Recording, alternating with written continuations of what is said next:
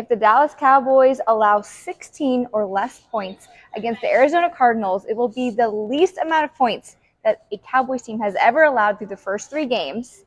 Now, that's impressive, but what do you think is the key to victory for the Cowboys against the Cardinals? Well, we just spoke to Mike McCarthy, the head coach of the Cowboys, and he talked about how he's having fun, and I'm having a blast. Because winning is fun. Because winning is fun, and 70-10, having outscored opponents in weeks 1 and 2, that's all fun. But then he's very careful to tell us, and I'm sure very careful to also tell his team, that there's a fine line between confidence and complacency. Yes, agreed. And so you definitely have to make sure that you get plugged into the idea that Arizona, which is a bad team, bad program, bad roster, bad organization, all relatively speaking, right? That they're probably going to beat somebody this year. Make sure it's not you. The Cowboys have dismantled their first 2 opponents, the New York teams. But what do you think is one overreaction? Oh, I think the assumption that all of a sudden now every single blemish, every single pimple, every single wart that the Cowboys ever had is already erased after week 2. Yeah. In fact, conversation in this building, because there is a lot of hype. Pat McAfee, a highly watched ESPN personality, says the hype is real. And we have to say that the hype, relatively speaking, is real. Because 2 weeks in, you've accomplished not nothing. Right. 2-0 is good. But not enough. Yeah. And so a lot of the talk inside this building is, believe the 2-0 related hype, but don't confuse it with a 17-game level hype. So I think making sure you don't get caught up in all of that. The X's and O's part of this has been masterful. Yeah.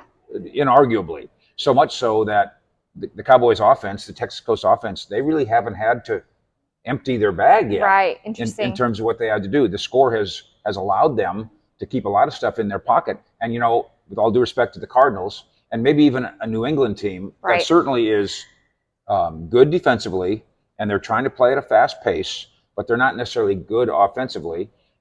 Maybe you can keep some things in your bag until you go to San Francisco for that Sunday nighter on October 8th. Maybe that's when, against a team that has been a Dallas nemesis in the last couple playoff years, maybe that's when you have to reach deep down in your bag and show off something else that may allow you to be, dare we say, 5-0.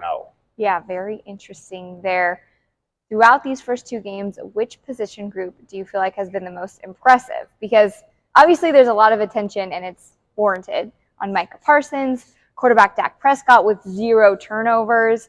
But is there a position group that stands out to you? I appreciate that you're trying to direct us away from the obvious. Micah Parsons just won NFC Defensive Player of the Year, of the week. Right. He's going to win of the year. Right. So there's the first place you go. Dak Prescott is turnover free in the first 2 weeks. That's a great place to go. And of course, as we say so often, this is a quarterback game. Yeah. And the defense, including the takeaways and the sacks and all the rest. But let's go somewhere else. Okay.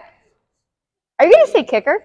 No, but that's not bad either. Not bad. That's not bad either. The funny story, of course, with the Joneses, Jerry and Steven, watching that very first game, and he misses that extra point to start. Brandon Aubrey does, the rookie from McKinney, soccer player. Yeah. And Jerry says, boy, Steven, you sure don't know how to pick them. Now, the next thing you know, all he can do is make field goals. He made 5 in week 2, and now Jerry's saying, boy, I sure do know how to pick them.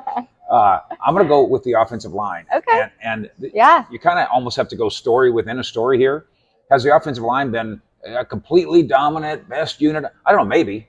But they have played at different points here, played and practiced at different points without Tyler Smith, the prized young left guard, without Zach Martin, the Hall of Fame right guard, without Tyron Smith, the Hall of Fame left tackle. Yeah. And they're throwing bodies in there. Chuma Edoga has some skins on the wall as an NFL player. Austin Richards comes in an emergency, the 5th-round rookie, and he's solid. And as far as we can tell, to the layman's eye, TJ Bass, who? Oregon Duck.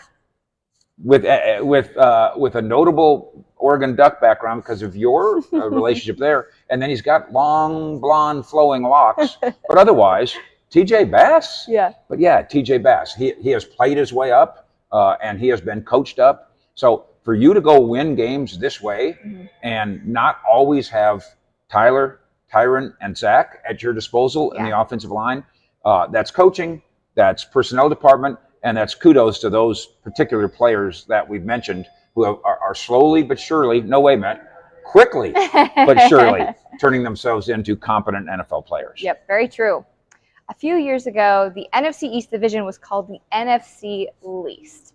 Wow, have things taken a turn. The Philadelphia Eagles, the Dallas Cowboys, and the Washington Commanders all undefeated through two weeks. Yeah.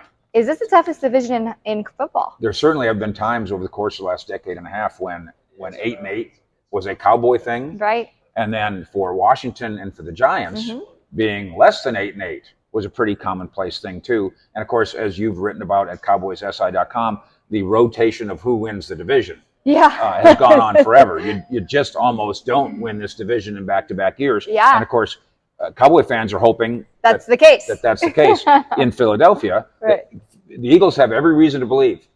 Cowboy fans should remember, your Eagles are 2-0 too. Yeah. And the Commanders are as well. And so are the Commanders. And the Giants view themselves as a playoff team, 40-0 in week 1, notwithstanding.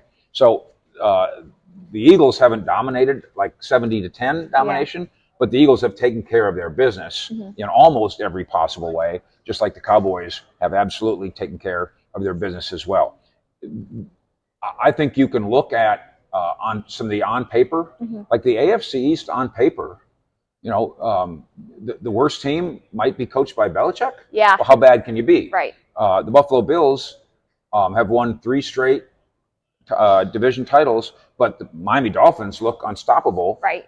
The Jets, because of that defense, might maybe survive the season-ending, probably, loss of Aaron Rodgers. So the AFC East has its strengths, but maybe we're a little biased. The NFC East, in terms of depth and quality and competition, is the best division in football. Okay.